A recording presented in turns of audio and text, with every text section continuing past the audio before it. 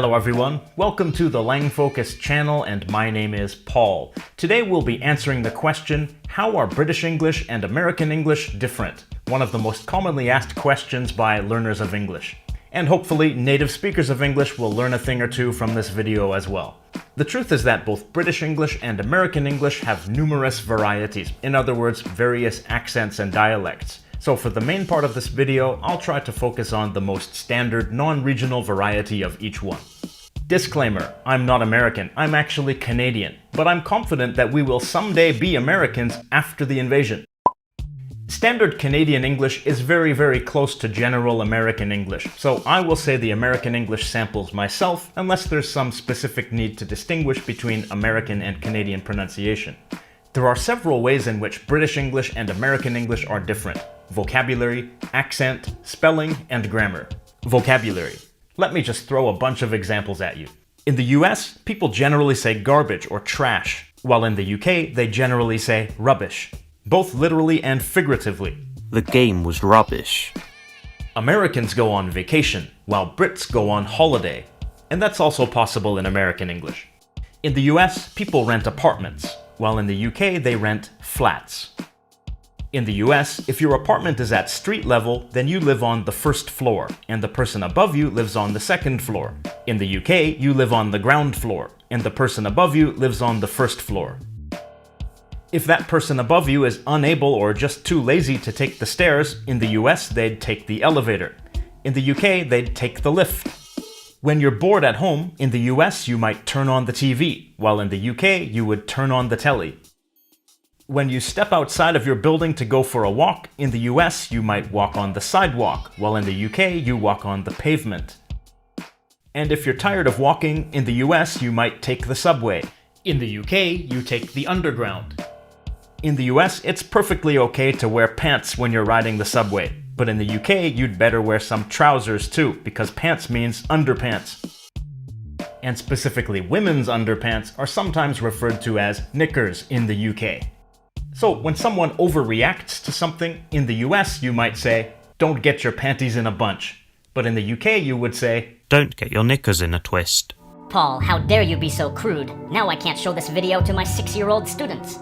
Oh, don't even worry about that, they'll just watch it on their phones during recess.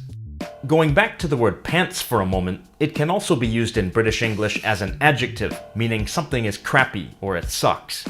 For example, that album is pants. In American English, you might say, that album sucks. Accent. So for the US, I'll try to focus on general American English, and for the UK, I'll try to focus on received pronunciation. These are the accents you're likely to hear on CNN and the BBC, respectively. R sounds. American English is rhotic, meaning that R sounds are always clearly pronounced. British English is non-rhotic, meaning that the R sound is not pronounced unless it's followed by a vowel sound. Listen to the difference. My father's in the car. My father's in the car. Let's focus on two words. Father. Father. Car. Car. Notice that the final R sound is not pronounced in British English. Father ends in a simple schwa vowel, like father. And in car, the vowel sound is lengthened in place of the R sound. Car. Now, the thing about British non-rhotic accents that I find pretty wild is something called the intrusive R. That means that people sometimes add an R sound to a word that doesn't actually have one if it's followed by a vowel in the next word. For example, in the sentence, I saw a film.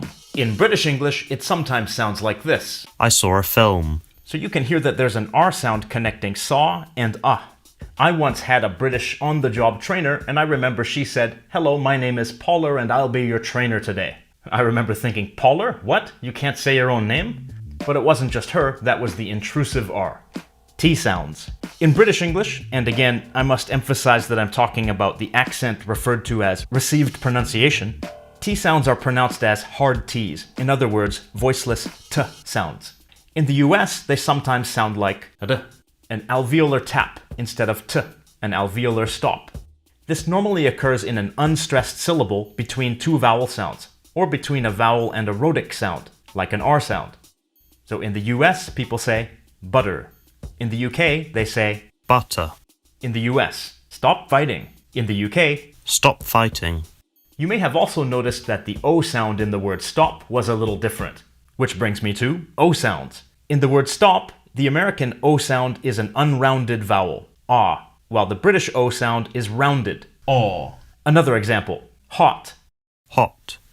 There's also the O diphthong in the word no. In the UK, No. In the UK, the sound is a schwa followed by an as in put. Show. Show. A sounds. In other words, sounds represented by the letter A. Ah in UK English normally becomes an a sound in American English. For example, in the UK, Half. and in the US, half. Words with a in British English remain pretty similar in American English. In the UK, Cat.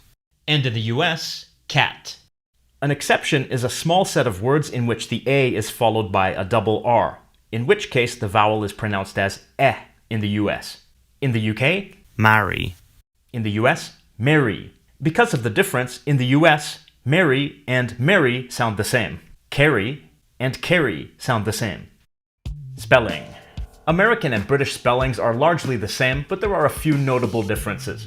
This is in large part because Noah Webster, whom the Webster Dictionary is named after, made an effort to reform English spelling in the 1700s, in order to make the words spelled the way they sounded.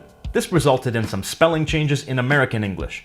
Most, but not all, words that end in RE in the UK end in ER in the US. For example, center, theatre, meter, somber.